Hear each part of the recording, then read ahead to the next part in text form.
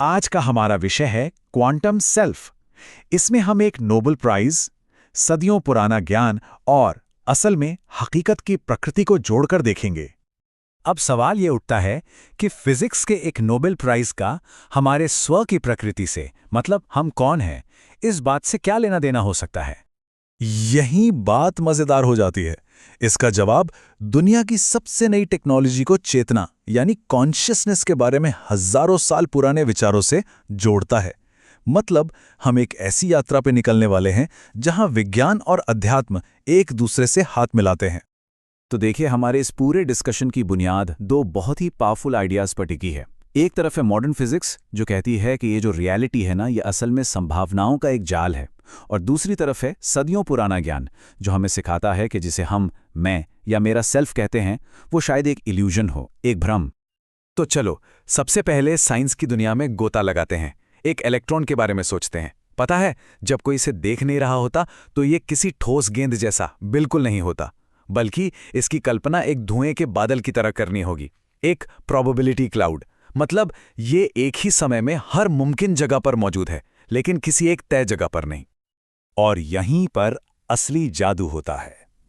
जैसे ही हम उस इलेक्ट्रॉन को देखने या कह लें कि मापने की कोशिश करते हैं, वो धुएं का बादल फुर हो जाता है और बुम, इलेक्ट्रॉन एक ही फिक्स जगह पर नजर आने लगता है ना कमाल की बात। मतलब हमारा देखना ही उस संभावना को हकीकत में बदल देता है। और याद है, स्कूल में हम सब ने एनर्जी लेवल्स के बारे में पढ़ा था कि एटम के चारों ओर गोल गोल ऑर्बिट होते हैं। असल में वो कोई फिजिकल रास्ते या परतें नहीं है।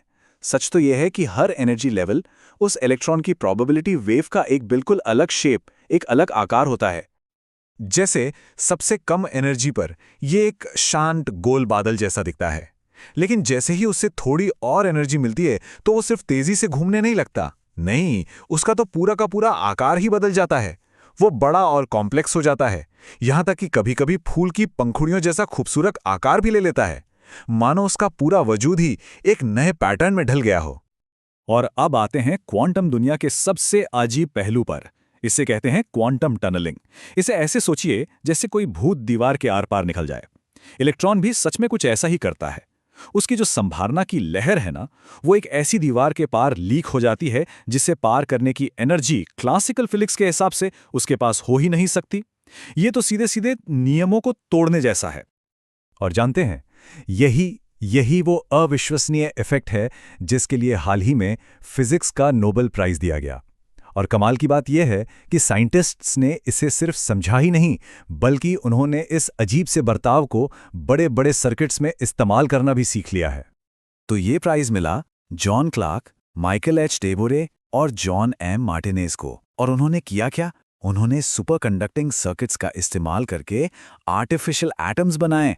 सोचिए जरा, इंसान के बनाए हुए एटम जिन्हें हम अपनी मर्जी से कंट्रोल कर सकते हैं।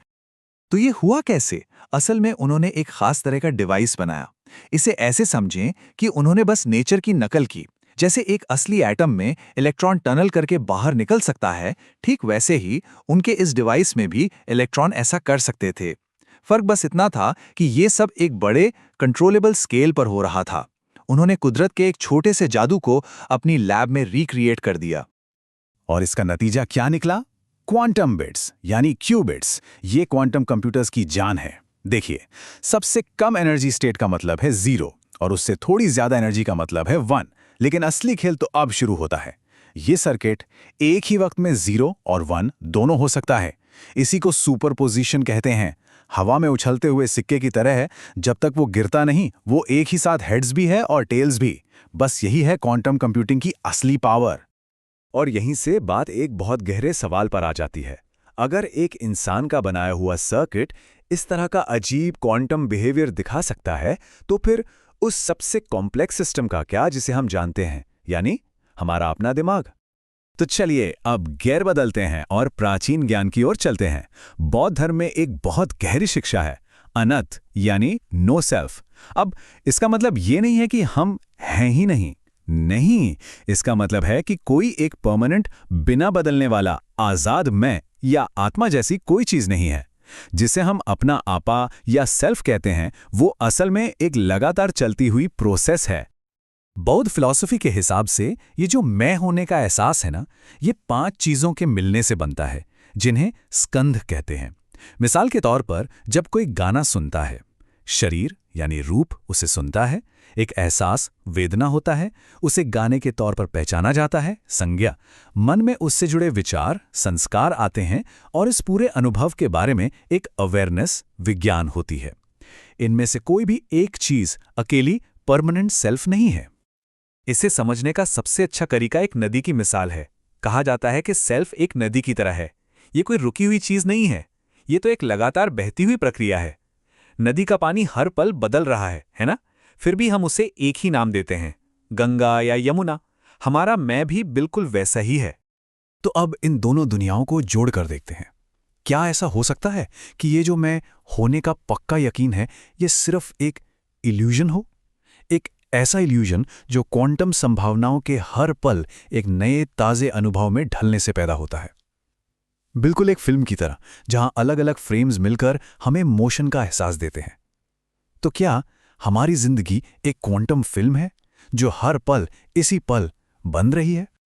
और ये कनेक्शन और भी गहरा हो जाता है जब बात क्वांटम एंटेंगलमेंट की आती है। यहां क्या होता है कि दो पार्टिकल्स एक दूसरे से ऐसे जुड़ जाते हैं कि उनकी किस्मत एक हो जाती है। एक का जो भी होगा दूसरे का भी वही होगा तुरंत, चाहे वो यूनिवर्स के दो अलग अलग कोनों में ही क्यों ना हो। आइंस्टीन भी इससे इतने हैरान थे कि उन्होंने इसे spooky action at a distance, यानी डरावना रहस्यमयी कनेक्शन कहा था। अब जरा सोचिए, ये आइडिया सीधे सीधे बौद्ध सिद्धांत प्रतीत्य समुत्पाद से मिलता है। ये सिद्धांत क्या कहता है? यही कि कोई भी चीज, कोई भी आइसोलेशन में मौजूद नहीं है। हर चीज दूसरी चीजों पर निर्भर होकर ही पैदा होती है, बिल्कुल कारणों और प्रभावों के एक विशाल मकड़जाल की तरह। मतलब अलगाव, सेपरेशन एक भ्रम है। और आखिर में एक बार फिर से ऑब्जर्वर इफेक्ट के बारे में सोचते हैं। जब पार्टिकल्स को देखा नहीं जाता तो वो वेव्स की तरह बर्ताव करते हैं, यानी संभावनाओं के तौर पर फैले होते हैं। लेकिन जैसे ही उन्हें ऑब्जर्व किया जाता है, वो एक पार्टिकल की तरह बिहेव करने लगते हैं, एक अकेली ठोस हकीकत में सिमट जाते हैं। इसका मतलब बहुत गहरा है। इसका मतलब है कि हम इस यूनिवर्स के सिर्फ पैसिव दर्शक नहीं हैं जो बस बैठकर तमाशा देख रहे हैं। नहीं, हम रियलिटी को बनाने में एक्टिव पार्टिसिपेंट्स हैं। जिस दुनिया को हम अनुभव करते हैं उससे बनाने में हमारा भी हाथ है। हमारी चेतना हकीकत को आकार देती है। तो अब सवाल यह है, अगर सेल्फ एक लगातार चलती हुई प्रक्रिया है और रियलिटी हमारे देखने से आकार लेती है, तो इसका इंसानी दुख दर्द के लिए क्या मतलब है? वो दुख जो एक ठोस परमानेंट मैं और मेरे की सोच से चिपके रहने से पैदा होता है।